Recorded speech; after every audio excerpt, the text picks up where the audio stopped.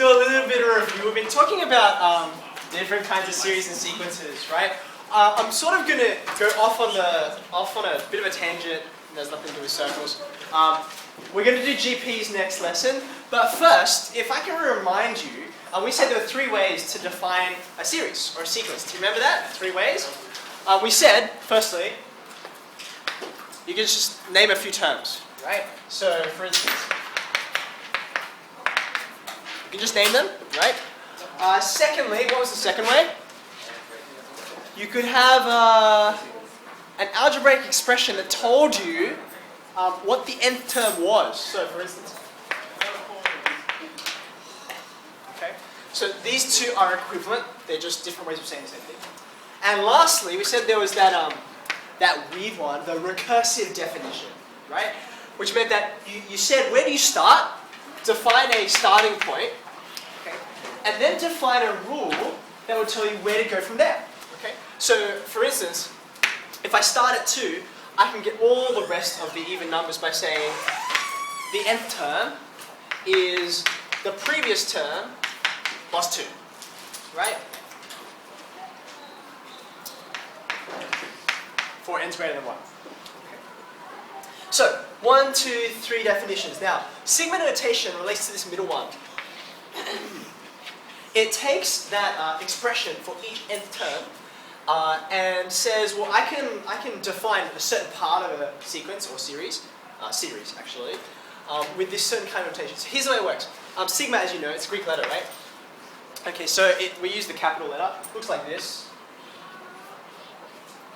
Okay, that's sigma.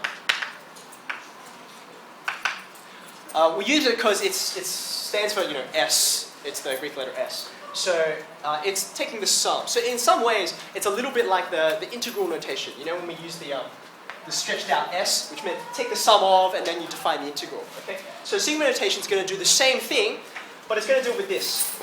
Okay, it's going to do it with this second definition. So for instance, if I wanted to define, let's take this one. Can we still with you for a few minutes?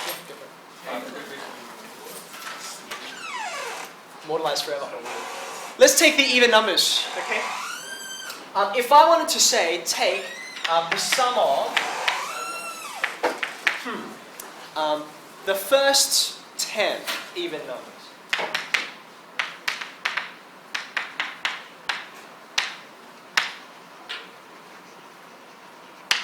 I could just write that, or I could write the first 10 numbers out, or I could use sigma notation, which is kind of a shorthand. So it would look like this. You'd say sigma. Okay, and before I go any further, by the way, some people will write sigma like this because they're lazy. Okay, and they're in a hurry. I can sort of see the resemblance, all right? But yeah, a little part of my soul dies every time someone writes a sigma like that. So please do it properly. Sigma, and then you define what each term is like. So the even numbers are defined by 2n out the front. Okay. Now, that's the sum of the even numbers, but if I want the first 10, okay, I'll define a start point and an end point. So I'll say, I'll start down here at n equals 1. So this is, you remember our integral notation, right? If I say integrate from A to B, we call these bounds, right? So you've got a lower bound, your starting point, and an upper bound where you end. This is going to be very, very similar, okay? So n equals 1 will be our first term.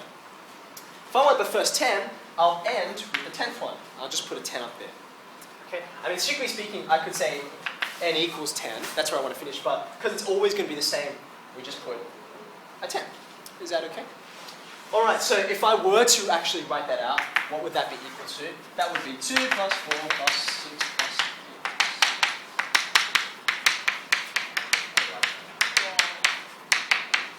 8. Okay, so that's actually what it means, right? Because it's this is what each term is, and n sort of progresses from 1 to 10. Of course, we don't have to start at n equals 1. I could have started at 10 and ended at 20, or something like that. Okay. By the way, what's it equal to? 20 times 4, 5. It's an arithmetic series, right? So I'll take my first and my last terms, which I add to 22, and then I pair them all up. And how many pairs do I have? I've got 5 pairs, so I guess it'll be 5 by 22. So that's 110. Yeah, check out. Okay, anyway, that was just a minor issue. So that's sigma notation. Okay. So sometimes you'll get given the sigma notation and asked to evaluate, which is this is what it would look like. Okay. Alternatively, you'll get this and be asked to go back to the sigma notation. Okay. Does that make sense? So it's really not that complicated. Like I said, it's very similar to integrals, but when people see it for the first time, they just kind of freak out because it looks like a scary letter. But that's all there is to it.